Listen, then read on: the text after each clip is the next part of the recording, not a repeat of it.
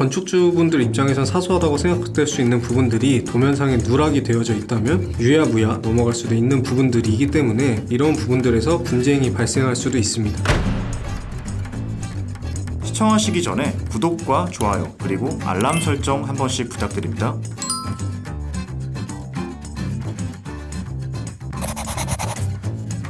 먼저 건축 개요에 관련된 도면부터 좀 살펴보도록 하겠습니다. 보통 건축 개요에는 이제 어떤 사업을 하고 있는지 건축물에 대한 명칭이 나오게 되고요. 그 다음에 이제 우리 건축물을 짓게 될 건축주님께서 보유하신 대지 위치 정보가 나옵니다.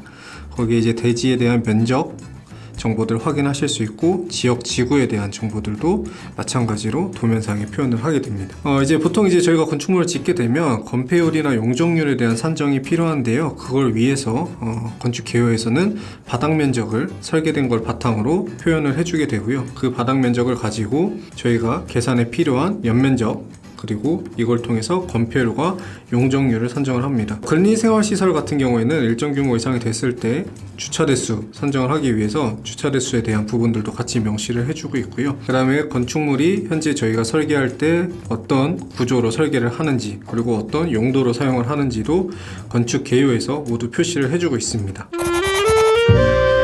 다음으로 배치도를 좀 보게 되면 배치도에서는 말 그대로 우리의 대지 안에 건물이 어떤 식으로 앉혀질지에 대해서 보여주는 부분입니다. 보통 방위계를 표시해서 어느 쪽이 북쪽인지에 대한 표시를 해주고요. 이제 북쪽인 걸 확인을 하게 되면 전체 건물의 주요 위치들에 따라서 향이 어떻게 되는지를 확인을 할 수가 있습니다. 또한 이 지금 현재 도면 기준으로 보게 되면 건물 바로 앞에 6m 도로가 인접을 해 있고요.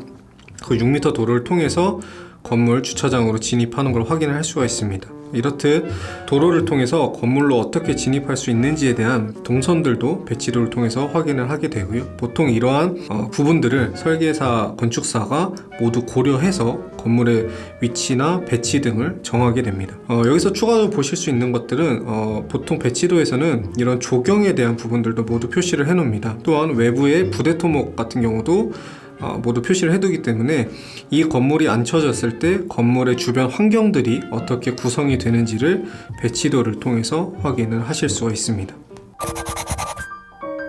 다음으로 평면도를 보게 되면 평면도에서는 기본적으로 실의 배치나 공간에 대한 구획 등을 확인을 할 수가 있습니다.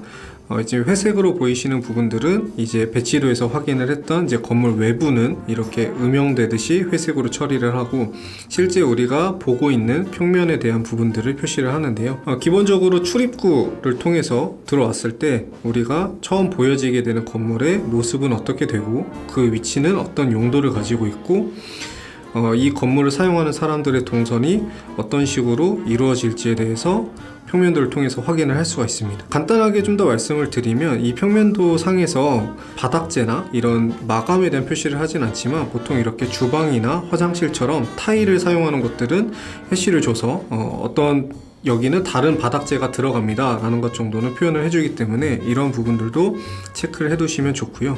그 다음에 여기서 조금 더 보시면 좋을 것들은 이런 식으로 건물의 레벨이 표시가 됩니다. 이 바닥에 레벨이 표시가 돼서 지금 실제 건물의 모습을 보지는 않으셨더라도 들어오는 출입구와 우리 카페테리아의 바닥이 30cm 정도의 단차가 있구나 라는 것들은 평면도를 통해서도 빠르게 확인을 하실 수가 있습니다. 여기는 이제 평슬랍으로 된 지붕인데요. 지붕 같은 경우도 이렇게 우수관이 어디에 위치했는지 확인을 하실 수가 있고 전체적인 바닥의 구배가 어떤 식으로 표현이 되는지 이런 정보들도 충분히 확인하실 수가 있습니다. 도면상에 이렇게 오픈이라고 되어 있는 부분들은 잘 아시겠지만 이렇게 개구부를 표시를 해둔 거고요. 단순하게 일반 평면도 상에서도 개구부 같은 경우에는 이제 저희 화장실 쪽에 있는 파이프 샤프트나 이런 부분들은 계급으로 표시가 되기 때문에 그런 부분들도 참고하시면 좋을 것 같습니다. 인명 같은 경우에는 건물을 자르지 않고 건물을 외부에서 바라본 형태가 되기 때문에 지금 보시는 것처럼 어떤 문이나 창호들의 배치 정보들을 확인하실 수가 있고, 외부에 설치되는 구조물들, 뭐 보통 이제 난간이 될 텐데요, 난간 같은 외부 구조물의 설치 현황도 확인하실 수가 있습니다. 그 다음에 지금 여기 보시는 것처럼 보통 이제 외벽이기 때문에 외벽에 마감재를 보통 표시를 해주는데요, 만약에 건물이 단일 마감재로 되어 있는 경우라면 하나의 마감재로 전체를 표현할 수 있겠지만, 뭐 예를 들어서 층을 나눠서 뭐 2층은 다른 마감재가 들어가고 1층은 또 다른 마감재가 들어가는 두 개, 2종의 마감재를 사용한다고 하면 각각의 마감재에 대한 표현들도 진행을 해주게 됩니다. 단면도의 경우에는 이제 건물 외부나 평면에서 보기 힘들었던 실제 건물의 어떤 구조 관계나 단면을 잘랐을 때 우리가 볼 수 없었던, 그러니까 눈으로 볼 수 없는 부분들까지 표현이 자세하게 되는데요. 그렇기 때문에 특히나 시공 과정에서 이 단면도에 대한 정의가 굉장히 중요하기 때문에 이런 부분들도 충분히 체크를 해주셔야 됩니다. 단면도 같은 경우에는 이 기초부터 각 층의 바닥 슬라브까지 해서 전체 건물의 모습을 보여주고 있는데요.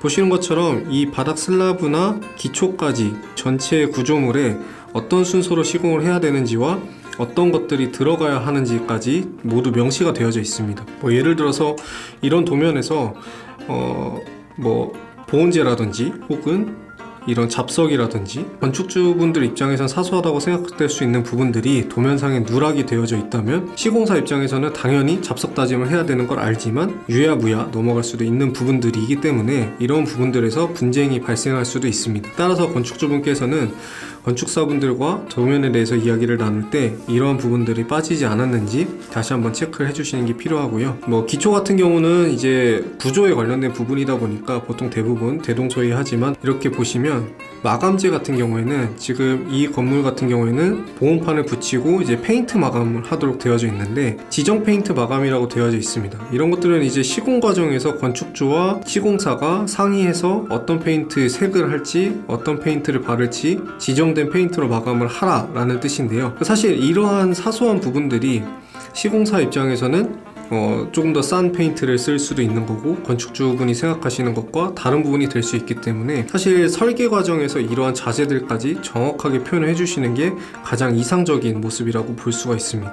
네, 마찬가지로 지붕 같은 경우에 어떤 마감재가 마지막으로 들어가는지 이제 우레탄 페인트 마감을 하게 되고요. 그 아래 묵은 콘크리트나 이런 부분들이 들어가는 것들이 정확하게 표현이 되어져 있고, 벽체 같은 경우도 지금 외부는 아까 인면에서 봤던 스타커플렉스가 들어가고 그 안에 보온재 그리고 철근 콘크리트 벽체, 그리고 마지막에 내부는 석고 2P를 치는 걸로 우리가 도면상을 통해서 확인을 할 수가 있습니다.